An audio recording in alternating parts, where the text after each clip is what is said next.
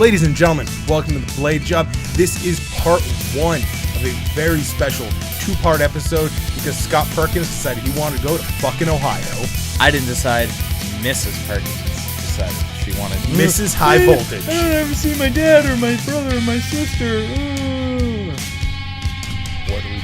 What a loser. So I don't really know where we're cutting this, but part one, we talked about a lot of cool stuff. And the very special thing about part one, this is episode 30. We've done 30 of these. This is awesome. Thank you very much for 30 fantastic episodes, and thank you very much for over I've been on like 27 of them. You have. Thank you very much for over 1,000 followers on Twitter. It means a lot to us. It means the world to us. Keep doing what you're doing. We'll keep doing what we're doing. Yeah. Check it out. Episode 30. What?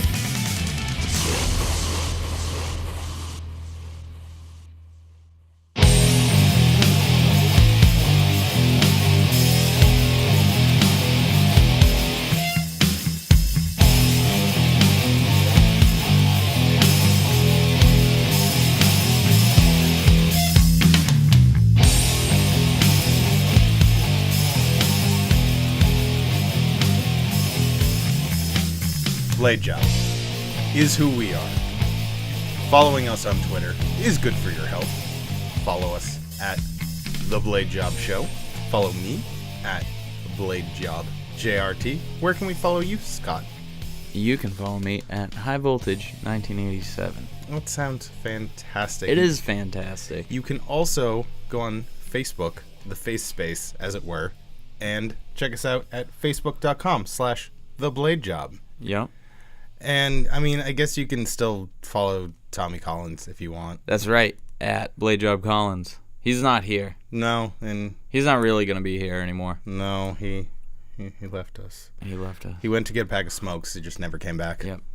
Thanks, Dad. And don't forget to go on the YouTube channel and like and subscribe to that shit. And don't anyone give Tom Collins shit. I'll fight you. Yeah. No, this is amicable. Yeah. Yeah.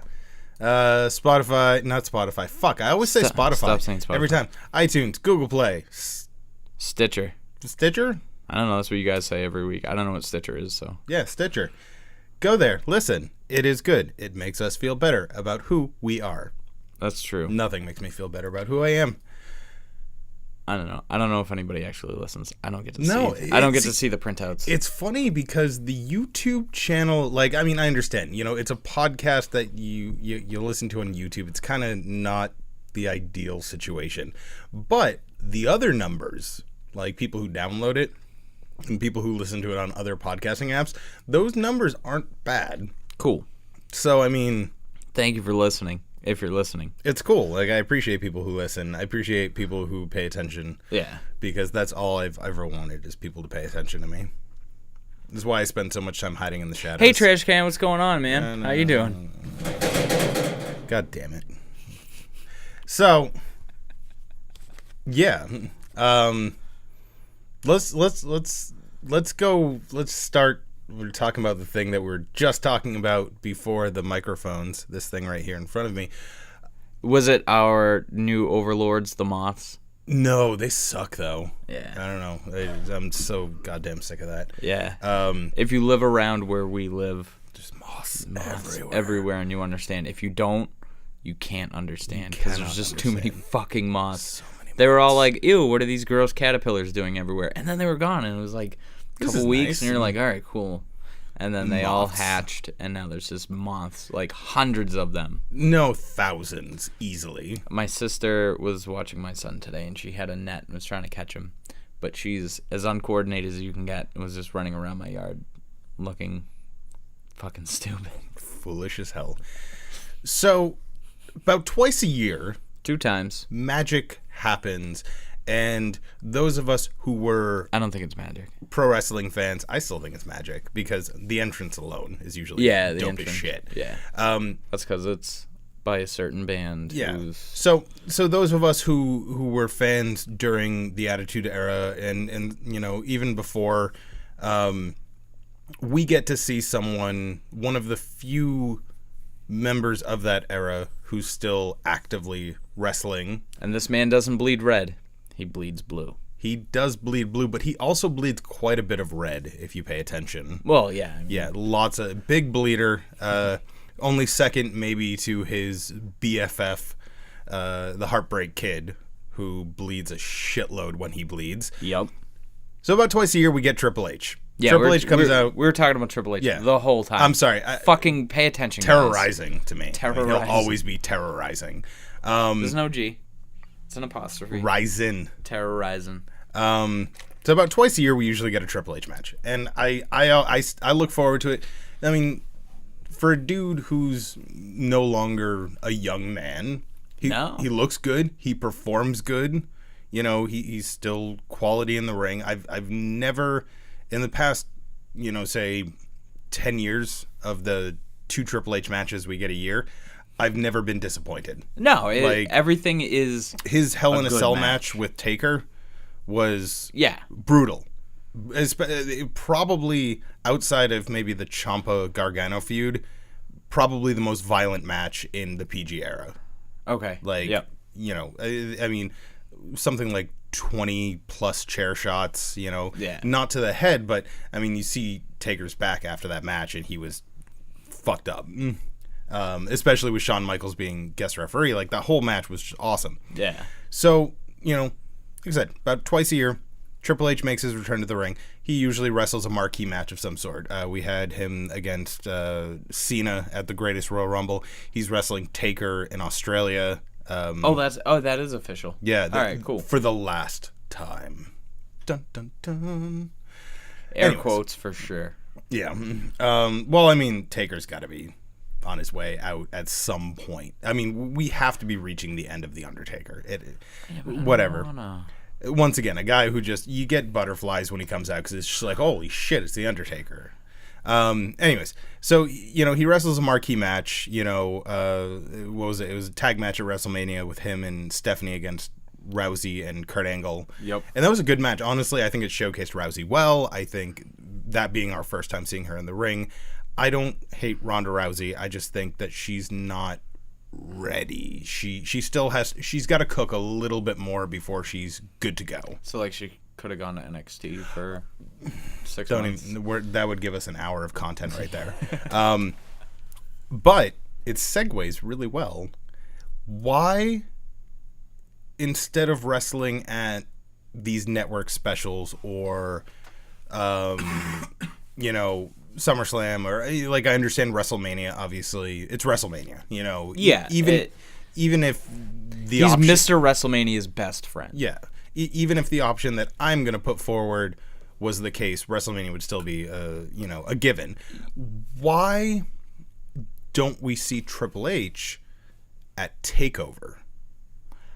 I feel that as a veteran, as one of the best of all time. I mean, Triple H is good. He's one of those guys that was just naturally gifted in the art of professional wrestling. You go back and you watch his, even the stuff when he was getting buried after the Click jump ship and stuff, he still put on great matches. Yeah. He got his ass kicked by Warrior at WrestleMania 5? No. 6, 7? I don't know. It was one of the early ones. Whatever. So, but I'm thinking, like, someone who's such a veteran, someone who's so fucking good at what he does, the dream matches that we could have, the idea of these, I mean, I don't always necessarily agree with the term, but these indie darlings and Triple H, Ricochet, Triple H. See, Ricochet, I think Ricochet would definitely perform well, but I think his style is a lot different. I think Triple H's biggest weak point is against the high flyers. Exactly. So you have big muscle dummy old man and this newfangled high flyer. I think that'd be dope. Well, no, it'd be entertaining, but would it be? How well would they work together? That's more my question. Like, I think, like, Triple H versus Ciampa, Triple H versus Dijak, guys that Triple H versus Dijak would be dope. Yeah, that fit that bill of, like, kind of the style of performer that Triple H was, where he kind of was the, he's not the biggest guy on the roster, even back then, nowhere near. Triple H? Yeah. No. But he always, he performed well. You put him in the ring with a guy with a body type like Foley, and he put on, put on very good matches. My favorite matches of probably both of their careers are the matches they had together in 2000, between the street fight, the Hell in a Cell, and then the Fatal 4-Way at WrestleMania. He's 6'4". Okay. Yeah, so he's not like he's not overly. He's even. I'd say he's under the size that Vince McMahon gets wet for. Yeah. Vince like 6'6", 350, just pure beefcake of a man, because Vince McMahon. He's ew. Yeah. Yeah. Remember when Triple H was fat? Oh, like when he first started coming back after his years of kind of not wrestling. Now, it's funny because now he comes out and he's got the the middle-aged body now, but he's still ripped. Yeah. No, because he's a bodybuilder with old man strength now. Yeah. And that's just fucking horrifying. He's, you can kind of like liken his physique now to how Vince was in the late 90s. Yeah. It's like, Only I'm pretty sure different training methods. Yeah. I've heard that Vince has got kind of a weird workout regimen, but he's also kind of a weird dude. So I just think it's Triple H at this point, not to say that Triple H doesn't care about the main roster. He doesn't care about how things are going, because at the end of the day, that's where his paycheck comes from. Yeah. The company does well, he does well. But NXT means a lot more to him than Raw does. Yeah. At least, yes. At the end of the day, eventually, unless they can somehow keep Vince McMahon alive forever, which I'm fucking sure they're working on. Oh, no, absolutely. Triple H will someday, that'll be his. And so I'm sure he does care about it, but yeah, I know what you mean. NXT is always... It's his baby. We've talked about it before. Vince gave him NXT as you deal with developmental, and Triple H turned it into an international brand. Vince Sr. did the very same thing. Yeah. There was, I guess, one of Vince Sr.'s territories up in Maine, the promoter was just like stealing money from him, so he got rid of that guy and said, "Okay, Junior, this is your one fucking shot. If you fail, never ask me again." And he went up and made it awesome, and then... No, that was WWF. Oh, yeah, that was fucking forever That's ago. Because Vince Sr. was running Capital Wrestling. Yep. Out of D.C., yep. I think. Or was it Connecticut as well? I don't know. I don't know where was it CWA, Capital Wrestling Alliance, I think is what it was. I don't remember exactly what it was. But yeah, no, and he gave Vince the Worldwide Wrestling Federation, and Vince put his father out of business, essentially, and... I think they're still doing okay. Well, yeah, but his option was sell the territory to your son, or I am going to run you out of business with your own territory. Vince and his father didn't have a good relationship to begin with. They didn't meet until Vince was, 17? Like 12. Yeah. I think he was like 12. Whatever. That's neither here nor there. I just think that, I think it would be really cool to have Triple H and NXT. And I know NXT is about showcasing new talent, showcasing developmental, showcasing these indie stars, Ring of Honor stars, Impact stars, whatever they may be, people who the quote-unquote WWE universe isn't familiar with. Yeah. But they bring in pretty big names, too, from the indies. Yeah. So, it's not out of the norm or out of the realm of possibility for me to think that, Triple H has a match, it's a proving ground kind of thing. You know, it's, you think you're ready for WWE, take me on. Yeah. I want you one-on-one in that ring, and we'll see if you're ready kind of thing. Yeah. And I think that would be a great storyline. That would be dope to have, oh, you want to get called up to the main roster? You got to fight the old man. That'd be pretty cool. You think you're ready? Prove it. Like, I'm a 14-time fucking world champion. If you can beat me, then you can go on the main roster. Yeah. Yeah, and I think that would be a fun little storyline they could run. And I think it would be really cool to have Triple H, excuse me, on TakeOver, not having the limitations that he has. You know, because at the end of the day, I know Triple H gets a lot more leeway than, say, you know, Roman Reigns or Braun Strowman. Yes, he gets more leeway than Braun Strowman. But I see what you did there. But at the same time with NXT, he is creative. Yeah. You know, he can, you know, at the end of the day say, I'm going to do whatever the fuck I want out there. I want somebody to shoot me in the ring. Tommy Dreamer. So, yeah. So, I don't know. I was just tell that story, by the way. Because I'd never heard it until you told me like 10 minutes ago. So saying it on the air, I want to get it right. Okay. Facts schmacks.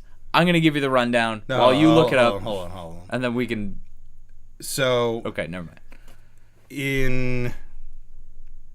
Let's see.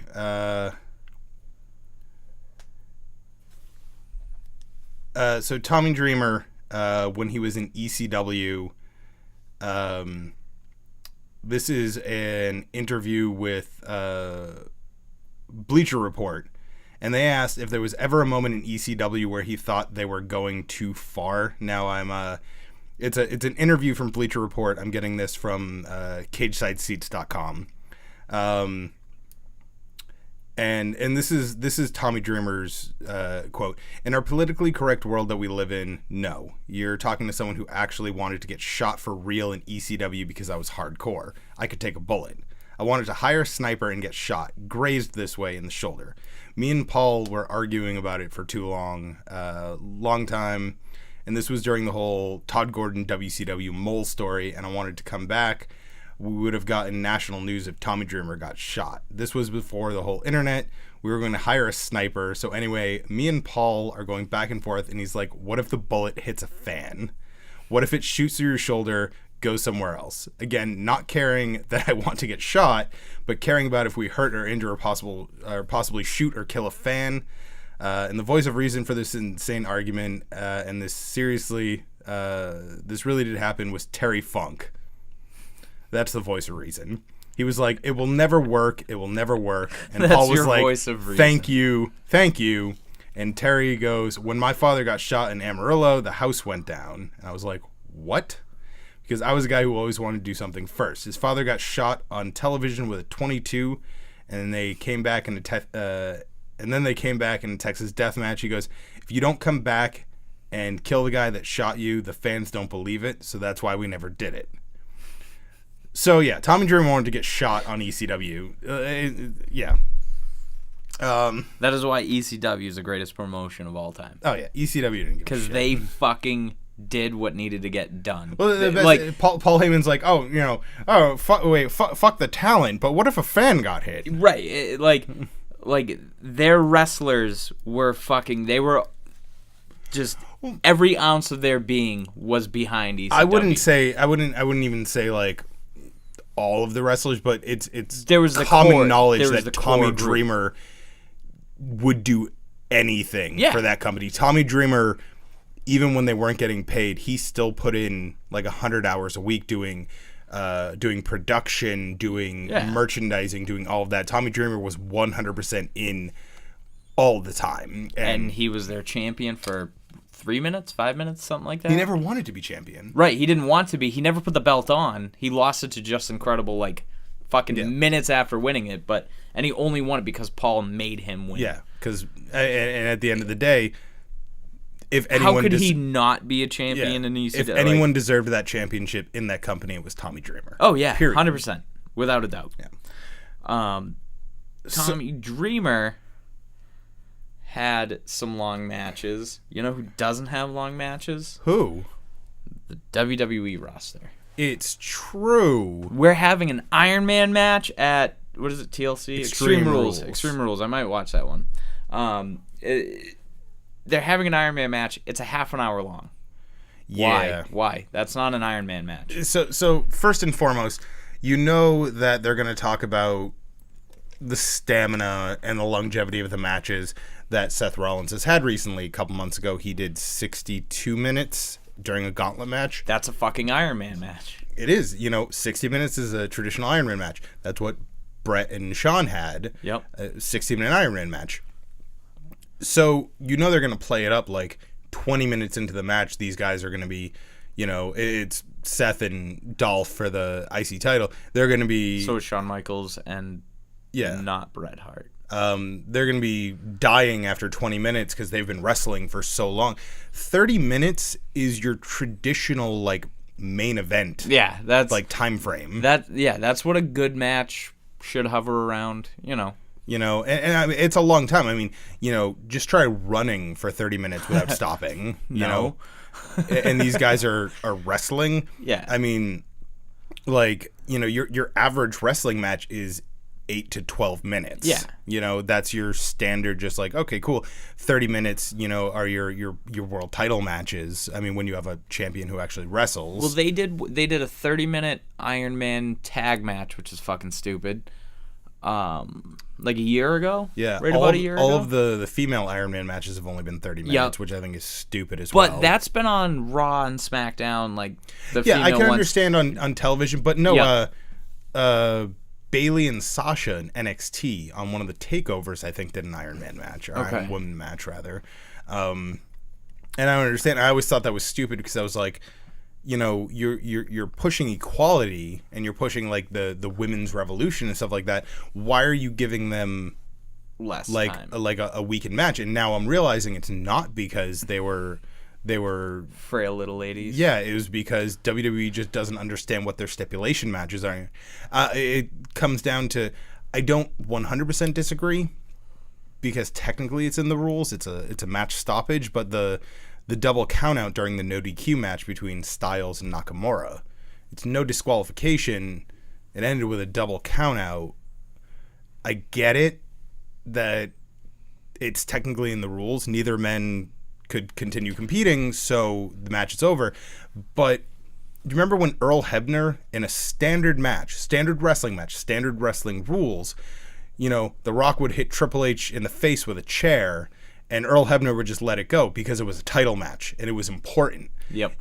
Referees say it's final. They say it all the time. Oh shit! If I hear Michael Cole tell me that the referees say it's final, one more fucking time, I'm gonna jump through the TV and I'm gonna punch that little fucking soul patch right off his fucking chin. Yeah, I wish he'd fucking knock that off.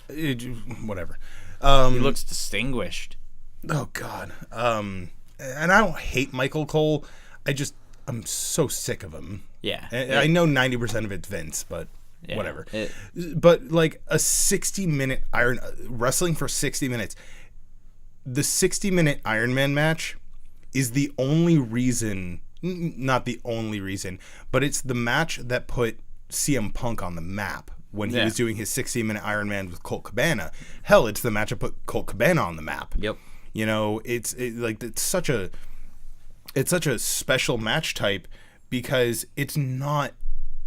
It's a marathon at this point. Right. 60 minutes is a long fucking time to do what they're doing. Right. To do any physical activity continuously. Now I get, rest holds, and there's going to be that one where they're both fucking knocked out and the ref's counting, like whatever. But you need to fucking 30 minutes. That's a match. That's a regular fucking match. I've seen a million 30-minute wrestling matches. I've only seen a handful that go. Watch every single pay-per-view from the Attitude Era. The main event is probably roughly 30 minutes. Yeah. Whether it's like 28 or 32, something like that. This is not special. And also, like, I get it. It's Extreme Rules. Every match is Every match is extreme. But the Iron Man match isn't really an extreme match to me. No, it's not like a fucking no DQ. It's regular disqualifications. It doesn't have to end at one fall. It has to end at the end of time, like the time limit. So and they're gonna probably do some fucking Shenanigans? Yeah, it's like, and I don't mind, like, obviously... You can say it. We're an adult-friendly show. Shenanigans? Yeah. Hey, what's that restaurant you like with all the goofy shit on the wall and the mozzarella sticks? So, like, to me, it's just, I don't know. Like, I haven't watched Raw or SmackDown or NXT this week, so... I watched NXT. I'm super far behind. It's worth checking. So I don't know what other stipulation matches they may have announced. But at the end of the day is I'm not noticing anything extreme yet. And I think it's because since every pay-per-view is a gimmick now, it's harder to make these gimmick pay-per-views special. So, for example, we have TLC. Now, this year, or last year rather, was different, and I think the year before was a little different too, but traditionally they had a TLC match, a tables match, and a ladder match. Which a TLC and a ladders match are the same fucking match. It's the exact same. The only difference is the TLC match, the tables are provided for you. There's a million of them under the fucking ring. Which never made any sense to me. But anyways, so I just happen to keep a bag of thumbtacks under there in case I want to, like, hang cards. But I can go through the Extreme Rules card. Just pulled it up. It's a whopper. Okay. Because, alright, so stop me when you hear the extreme matches. Roman Reigns versus Bobby Lashley. That's it? Extremely boring. Is there any stipulation to this? No. I'm sure it's the main event. No. Well, it's the first one listed, so probably. Who the fuck knows? It's either first or last. And if you ain't first, you're last. Finn Balor versus Constable Baron Corbin. I love Constable Baron Corbin. It's awesome. That is a fantastic gimmick. It's like... But he's not a good wrestler. And he's against Finn Balor. I don't know. Whatever. Maybe Finn Balor will make him look good. The Dolph Ziggler against Seth Rollins Iron Man match. Okay. The Bludgeon Brothers fucking yawn versus Team Hell No for the SmackDown Tag Team Championships. Once again, no stipulation. No stipulation.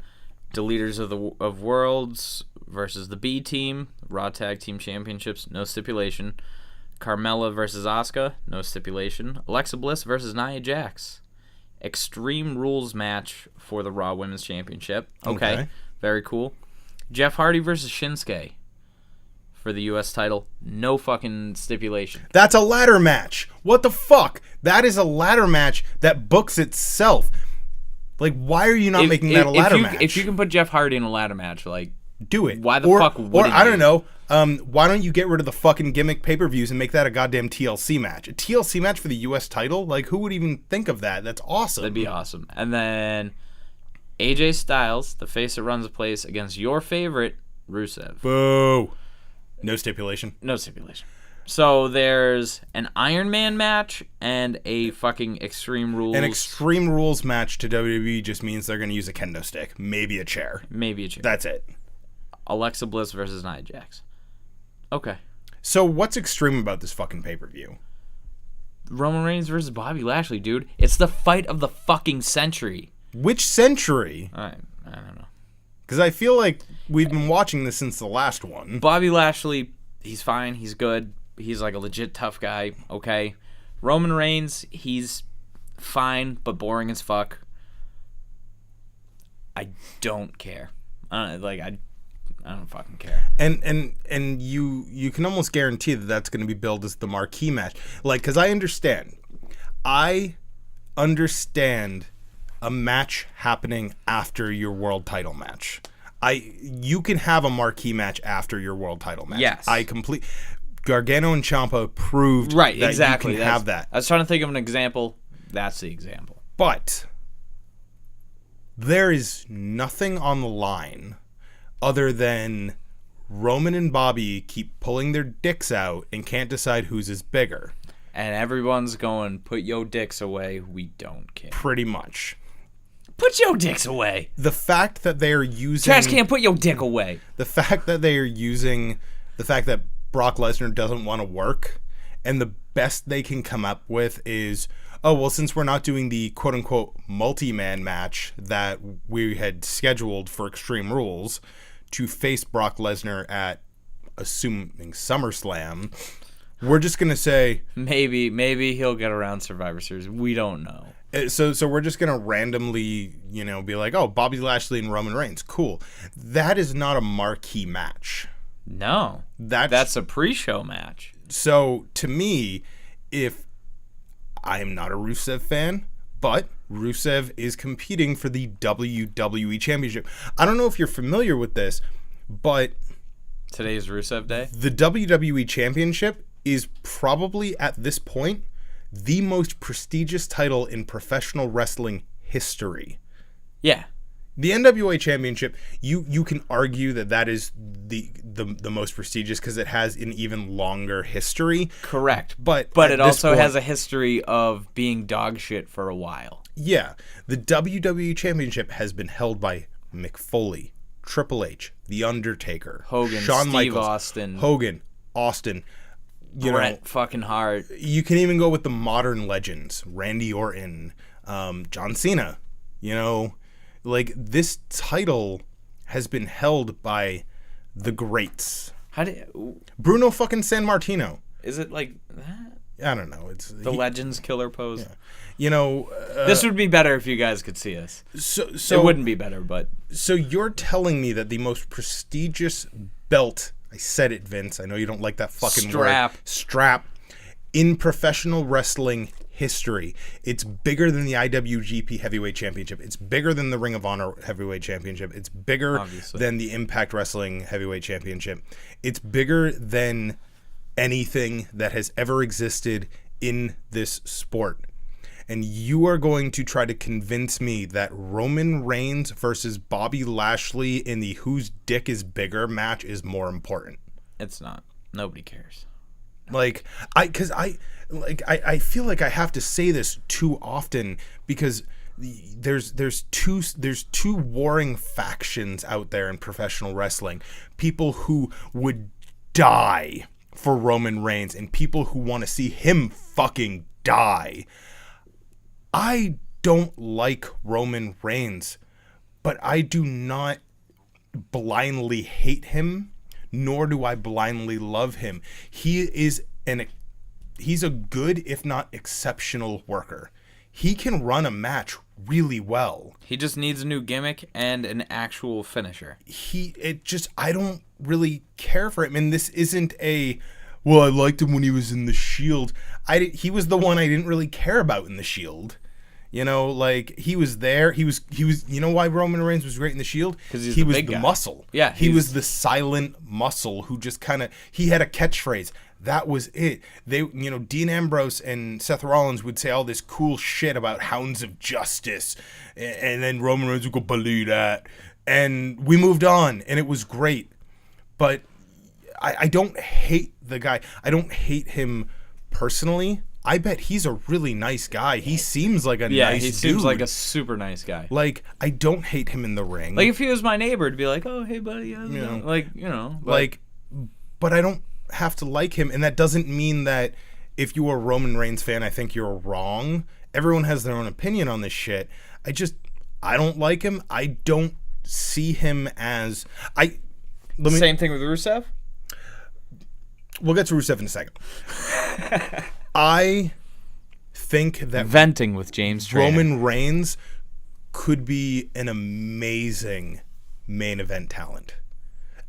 And this is obviously he is a main event talent. Look at the fucking word. So I think that Roman Reigns could be an amazing. I think that. Wait, what the fuck did you just say? I think that Roman Reigns could be the legitimate next face of the company.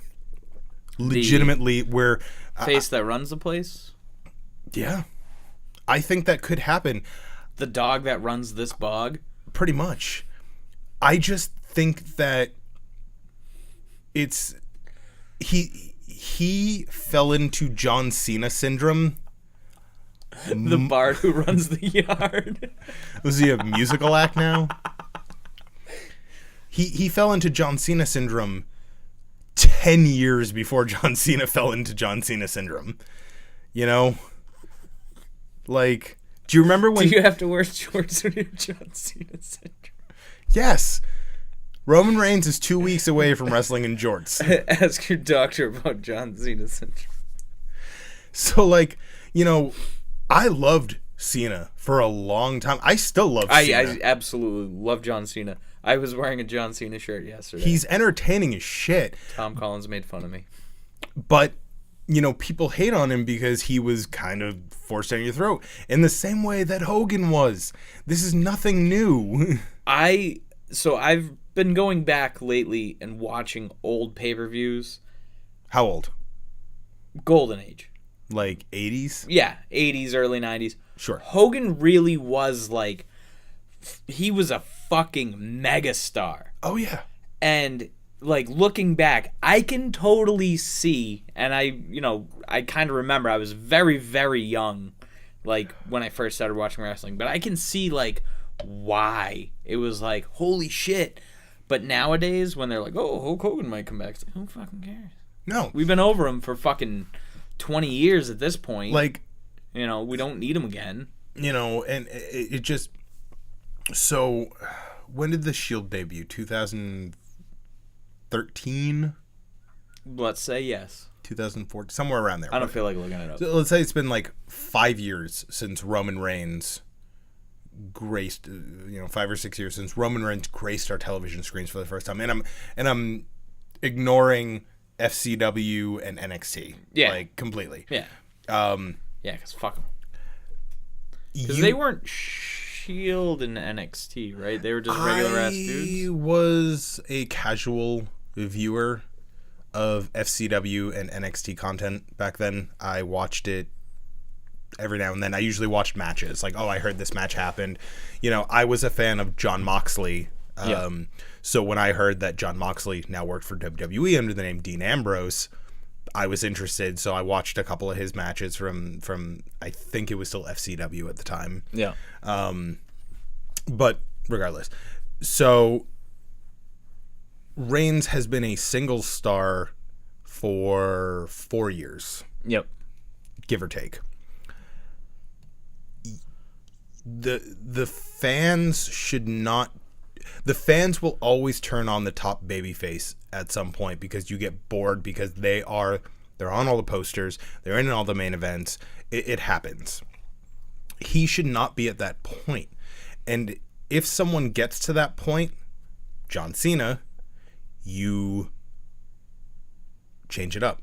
You mix up the gimmick. Rocky Maivia sucked. Die Rocky sucks. He comes back as The Rock as a fucking dickhead heel. And he's over. Instantly. What's The Rock doing these days? Getting paid more than any fucking other Hollywood actor. He could come back, jump in the ring, fucking kill it. It doesn't matter. The Rock is great. The Rock was also able to go between face and heel and get the crowd reaction he needed for what character he was at the time. And I think Roman could do that. I think absolutely. And I'm not one of those guys who are like, you need to turn Roman heel. At this point, yes, you do. Turn him heel, even if it's for a little while. And then we can all hate him, and then you can we'll get sick of hating him, and then we'll like him. And then you get a babyface that we get sick of, and you have Roman beat the shit out of them. It turns him face again because he beat up the person we don't like. Boom, you fixed Roman Reigns. It boggles my mind. It's not the fact that Roman is who Roman is character-wise. It's the fact that WWE doesn't seem... It's not that they don't realize it, because they do. There's no way. Yeah. It's the fact that they refuse to recognize it. Okay. Here's a segue. That's not a segue. I just don't want to fucking talk about Roman Reigns anymore. Fair enough. July 29th. Yeah. At the White Eagle in Worcester, Massachusetts. Oh, you mean Worcester? Nope, I mean Worcester. Worcester? Nope, because I'm from here. I can fucking actually say it. Worcester was trending on Twitter today. I don't know if it was this one or the other one. I don't know. There's 3. Is there 3? Yes, I think South Africa has one. Because we're going to do a joint rugby tour with the Worcester, England guys and all go to South Africa and be like, hey, stop hating black people. Hey, motherfuckers! Stop hating black people. They're cool. Because they're all English down there.